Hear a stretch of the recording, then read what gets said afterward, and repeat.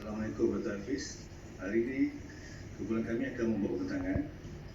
Sebelum kumpulan kami membuat pembentangan oleh Encik Rizal, saya Khairul Azmi bin Muhammad Kamil, nombor ID 258-233. Kumpulan kami akan menyanyikan sebuah lagu yang berjudul Taati Undang-Undang. Mari kita dengar. Marilah kita patuhi undang-undang di Malaysia. Kita hormati, kita patuhi, kita taati.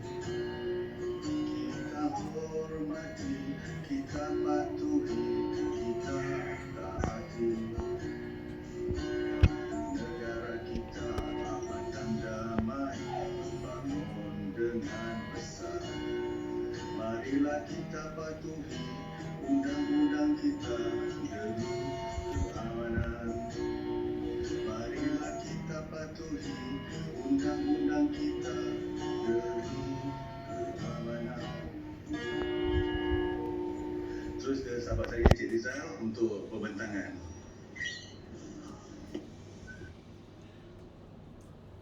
Assalamualaikum dan salam sejahtera.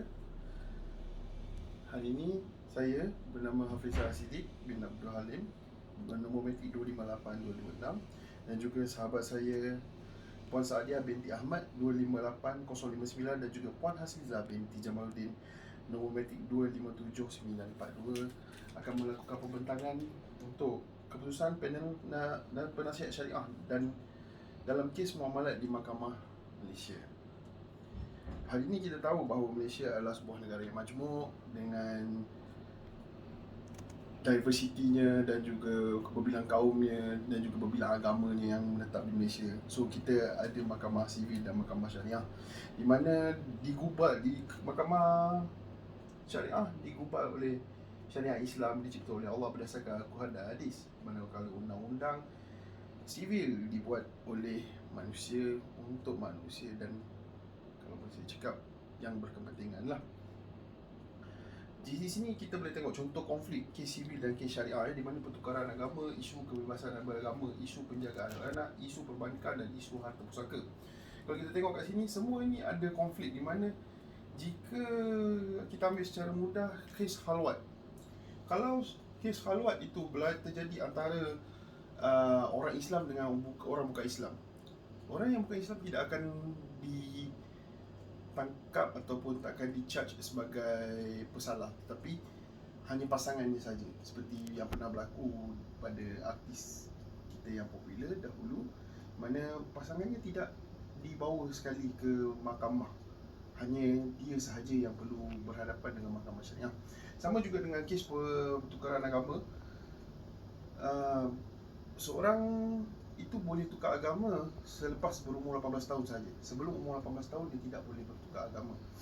Dan seperti yang ada kes dahulu, kita punya mantan hakim, dia menahan satu kes tu di mana seorang budak perempuan yang mahu memeluk agama Islam. Dia bukan agama Islam, dia ingin beragama Buddha, tapi dia dilawan, dia dinafikan hak dia untuk bertukar agama kerana dia belum berumur 18 tahun, dan kes itu ditahan, tak ditutup.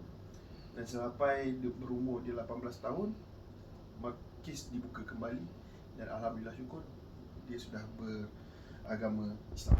Okey, kat sini kita boleh tengok, ini adalah hierarki mahkamah. Ini adalah hierarki mahkamah sivil, dan ini adalah contoh kes-kes sivil. Ini adalah mahkamah syariah. Kita nak tengok kat sini mahkamah syariah, di mana dia punya power tu terhad, dia punya kuasa mahkamah syariah itu very terhad. Dia terhad pada kekeluargaan sahaja. Kalau kata melibatkan mahkamah, semua kita kena bawa kepada mahkamah sivil. Kita tak boleh bawa kes mahkamah syariah, kes mahkamah sivil kita tak boleh bawa ke mahkamah syariah, dan mahkamah syariah ni kes boleh dibawa ke sivil, boleh tukar. Di mana kalau kes syariah tu ada masalah, dia tak puas hati, dia charge untuk ke mahkamah sivil. Dan ada kes yang mana dia bersalah di mahkamah syariah, tapi di mahkamah sivil dia lepas.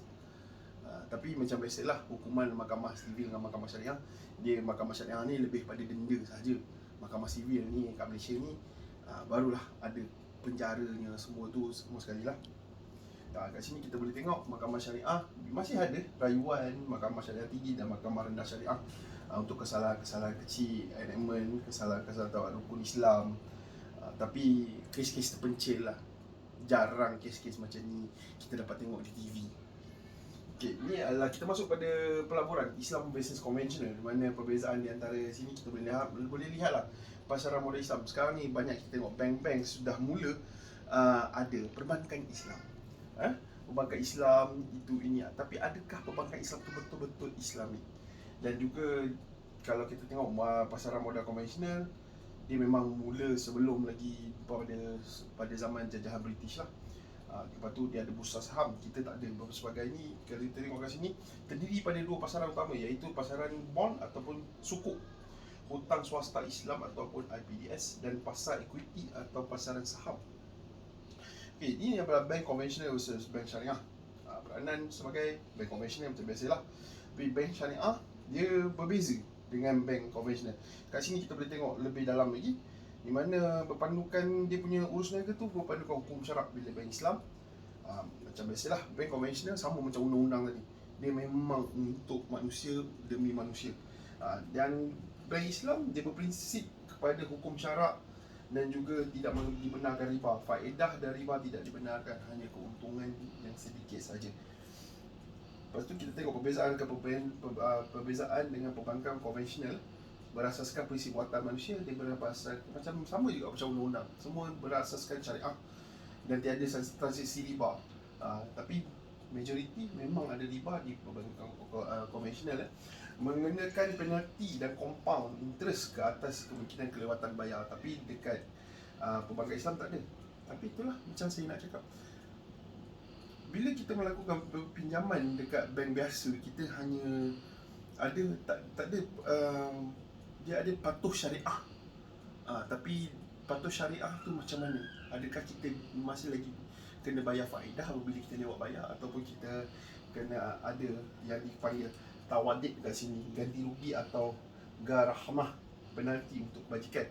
Ada tak dekat Malaysia untuk perbankan Islam macam ni? Tu kita kena kaji balik lah. Okay. Dan tu kita tamat kita punya pembentangan hari ini. Hari ini saya ingin menyatakan bahawa memang kita ni hidup dalam dunia yang mengejar dunia. So kalau boleh kita cuba ubah sedikit, mana kita ubah sedikit demi sedikit untuk lebih tawaduk, ambil pendekatan di mana perbankan Islam ataupun kita punya institusi keislaman tu untuk menjadi sebahagian daripada kehidupan kita hari ini. Dan kita boleh lihat hari ni kita lebih mengejar dunia, kuranglah akhirat tu. Cuba kita sama-sama, bukan kata hanya pada saya tapi kawan-kawan saya, kita sama-sama cuba ubah perjalanan hidup kita. Dan dunia ni hanya sementara, akhirat tu yang selama-lamanya. Dan jangan lupa stay safe, kita jaga kita. Assalamualaikum.